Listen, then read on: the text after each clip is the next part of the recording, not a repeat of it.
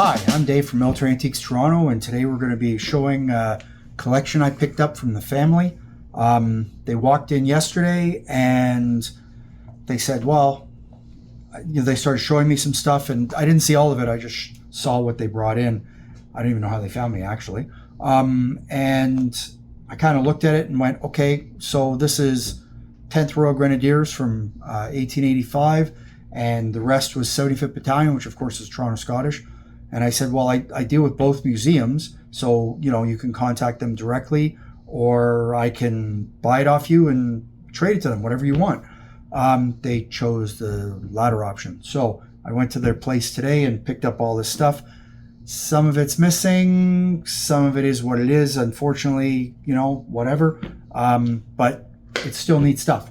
So from my right, I guess we'll start. I'll just have to move some stuff around. Some stuff that wasn't particularly relevant was, as I try and make space here because the counter doesn't have enough space, there was these Civil War items. So one of their family members was in the Civil War, so there's a tin type, and it's in the nice little case, so that's cute. So there you go with that, nice little case with it. I do have the owner's name, or theoretically. Also, at the same time, I received this cross belt and belt buckle. They're U.S. I know they're worth a lot more if they're Confederate. But these are federal forces. So that is a ground dug. It looks like cross belt. That's a cross belt, and that's a belt buckle. It's not been ground dug. So that's where it says it came from, is Chancellorsville. And the other one says that it's found at Fredericksburg. I have no provenance on that. That's the way I received it. But, it is what it is. So there you go. Most importantly was some paperwork, which I've not seen before. The counter's a mess, but, I get to it when I get to it. Which is a officer's commission for the 6th Ohio Infantry Volunteers on the 5th of 1864. Served 3 years until discharge. So his name was John Hill. So that's kind of neat. I haven't had one of these before. If it was Confederate, it would be worth a lot more money, but whatever. You know what? It's Civil War. It's a piece of paper. It's old. It's cool. Not something you find every day. And then in there was also a tin type. Sorry, that's just a photograph with his name on it, dated 1864, made by Photographic Gallery in Alliance, Ohio. So there's that. And there you go. So that's kind of neat. And a letter or two he sent home, dated 1864. So that's unusual. The neat part about that is that, hey, it's kind of hard to read, but it's very well written. And hey, they don't teach cursive to kids these days, at least not in Canada. Well, maybe they suppose they've gone back to it, but I think that's good that they have, because only the enemy wins on that. I guess I'm going to start at the oldest and go to the most modern.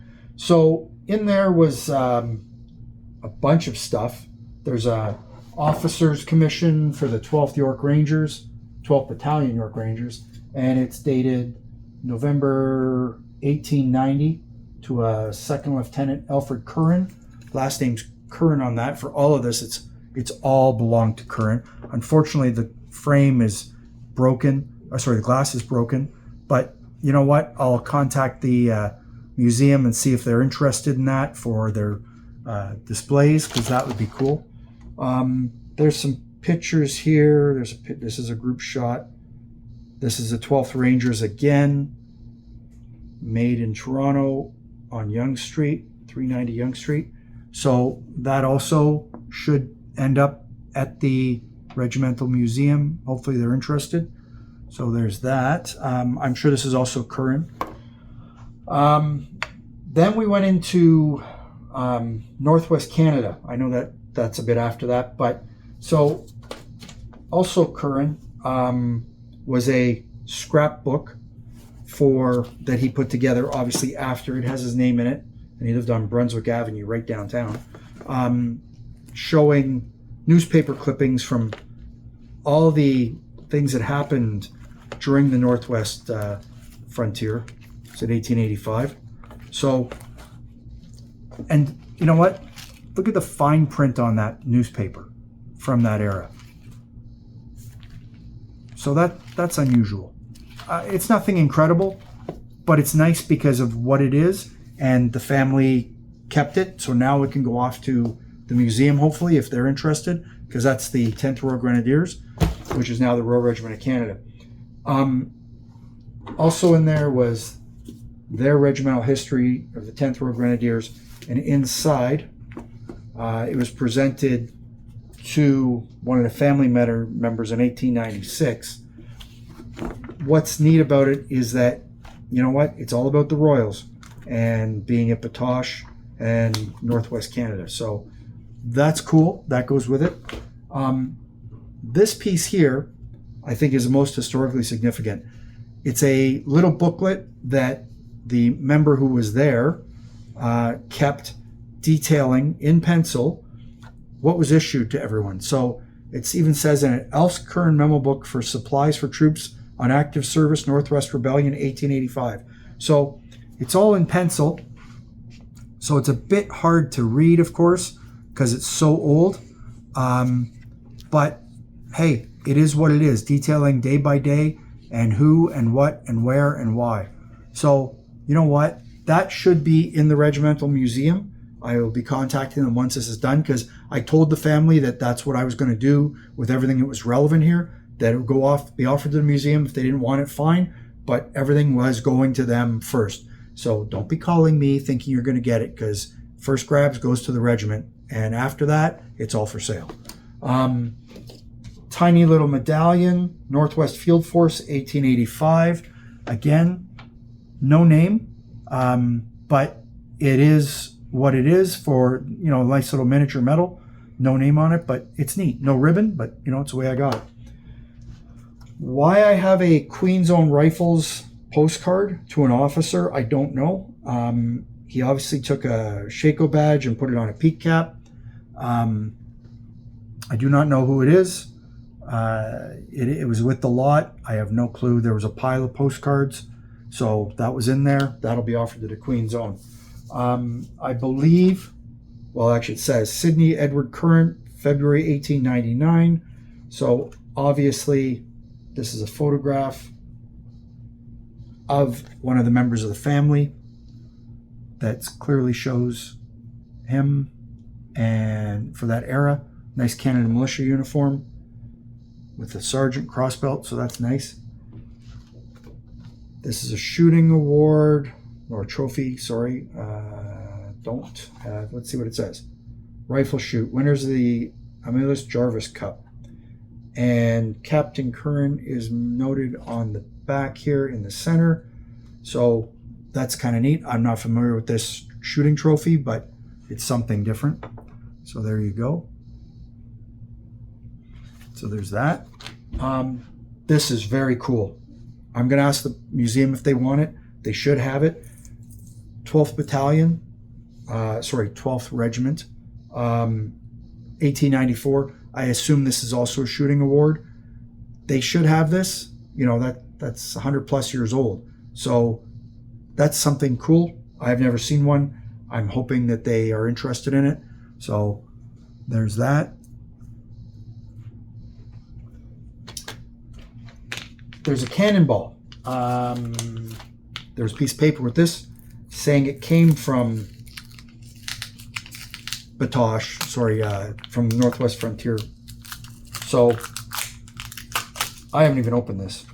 This just came from them. I have to weigh that to see what it's off of. I have no idea. But came from there. That's something different. At least that's what they said. Hey, that's what's written on it. I have no clue. But something different. I'll put that over there. This is very neat. tiny little thing. Again, this is going to go off to the museum. I assume they want it. It says on it 10th Regiment OVD. So, and in it is a little piece of paper, and it says that it is part of the flag for the 10th Royal Grenadiers.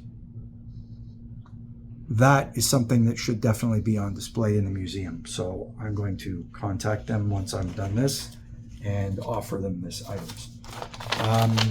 So that goes over there. A Community Canada Rifle Association.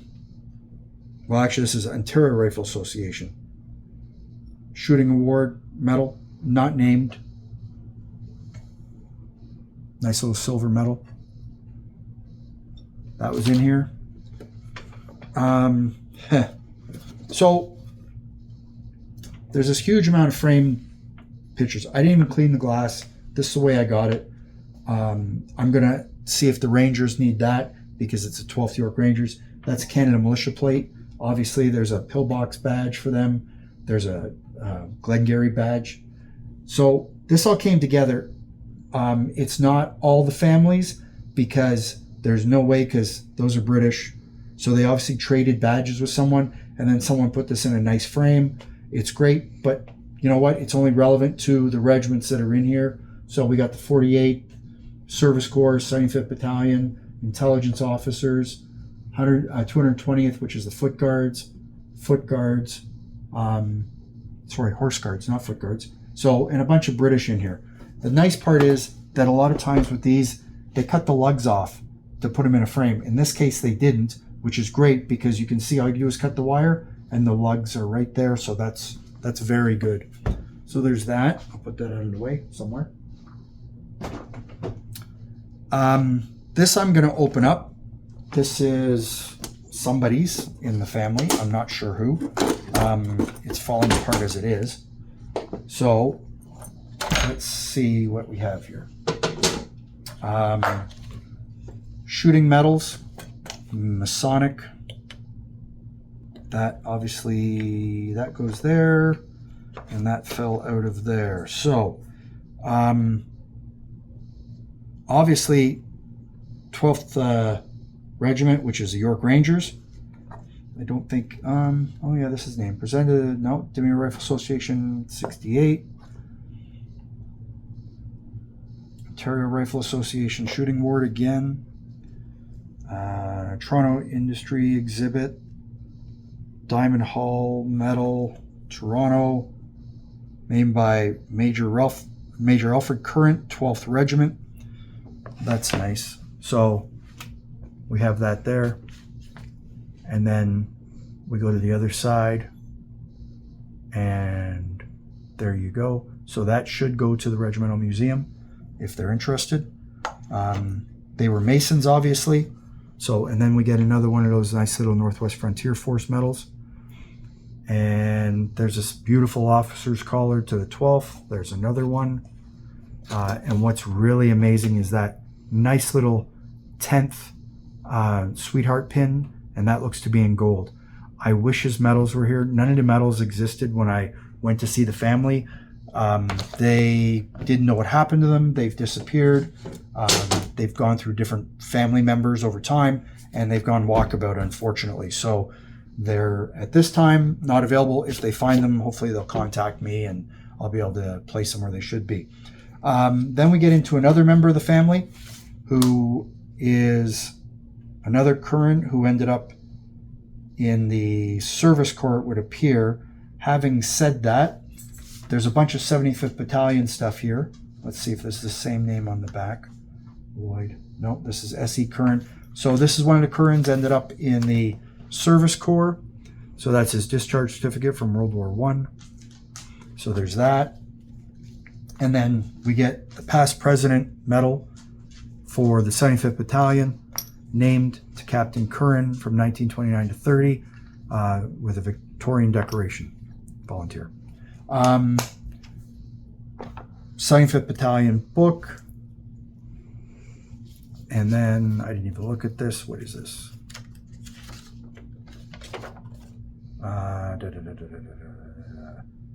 Captain S.E. Curran. It's a letter of introduction from the city of Toronto, from the mayor's office, saying, hey, we know this guy and please be nice to him, basically. So that's nice, because that's 75th, so that's Toronto Scottish. So I'll pass that off to them. I understand the curator's away right now, so that's okay. Picture postcard, addressed again, 75th Battalion, showing them. And another postcard showing the commanding officer's gravesite. I think he was the first CO killed, if I remember correctly. And more postcards showing pictures, 75th, obviously. And more photos. So that's kind of neat. Bunch of stuff. I don't even know what I have here. This one is to Curran also, 12th Regiment, York Rangers, for infantry training in 1906. So obviously he started off in the Rangers, ended up in the 75th Battalion, and went overseas with them. More photos. Where is this shown? Does it say? No, it just says 75th Battalion. Oh no, at the CNE. Hey, I crossed that bridge going all the way to a concert. So that's kind of neat. This is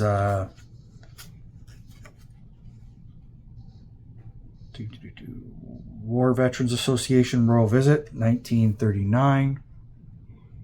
Who it is in there, I'm not sure. There's no name on it, but that came with it.